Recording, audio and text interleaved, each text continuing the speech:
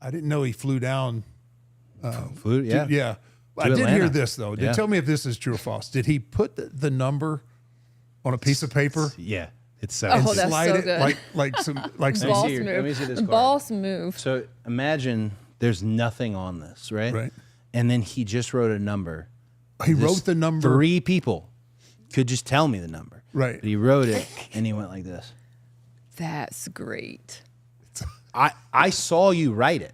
So none of this, like, it was just so, Like he did. it was, you know what I really appreciated? It was old school. Yes. Yeah. And I still have, I'm not even from that era, and I kind of want to be. And I felt like, oh, that's nice. like a gangster, He just thought, very boss. gangster, like Yes. not saying it out loud. Like the room was Under bugged. the table, Yeah. just kind of, yeah. Yeah, and also like these figures,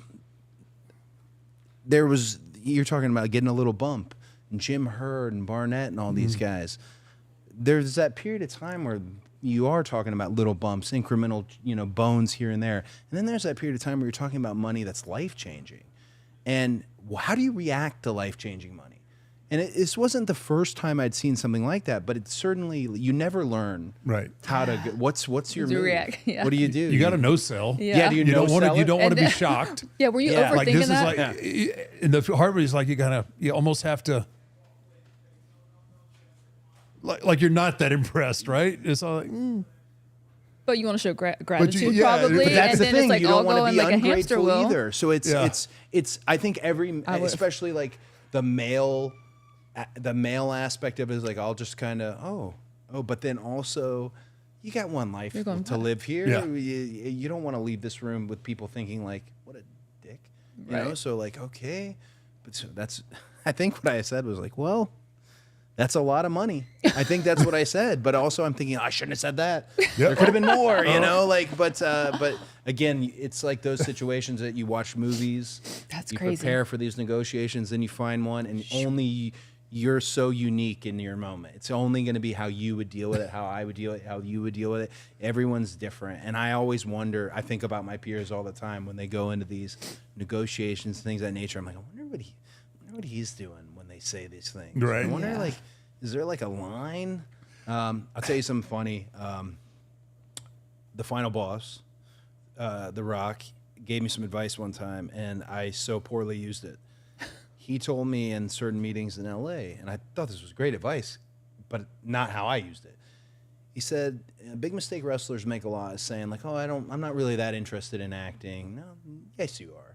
Like, you're interested in telling a story. That's what you do. You're a storyteller. He said, something that you should always tell people is that you want to grow. And I thought, that's great. Yeah, it is. You do want to grow. Like, yeah. It's not great when you say it 8 times.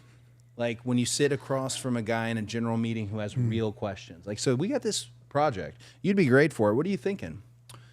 I just want to grow, I'm just interested in growing. And then find yourself 30 minutes later going, yeah, that sounds great. I'm just trying to grow. To the point where in your mind you're going, shut up. Quit talking. stop saying you want to grow. Say something else. This guy's going to walk away and be like, this guy, what's wrong with wrong this with him? guy? He's Like, is he a psychopath? Like, he must have said, yeah, but he told me, he's like, just tell me you want to grow. And I just walked into a meeting, the guy asked like 40 questions, and I just couldn't come up with another answer. So now I will catch myself. 2 is all you get. 2 is all you get. 2 is all I you just get wanna on grow. I'd like to Two growths is grow, all you yeah. get. Yeah, it was a That's great answer, just poorly applied by me. That's funny. Yeah, that's.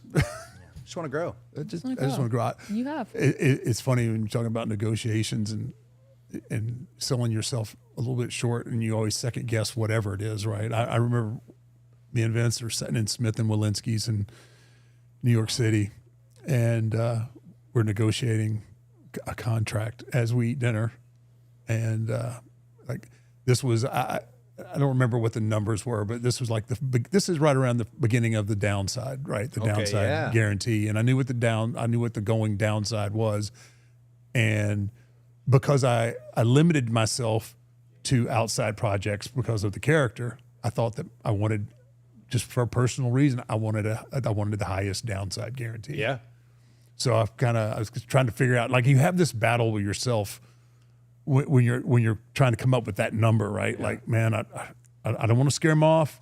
I don't want to undersell myself. And And he didn't write the number down. I wish I'd have got that. That was pretty slick.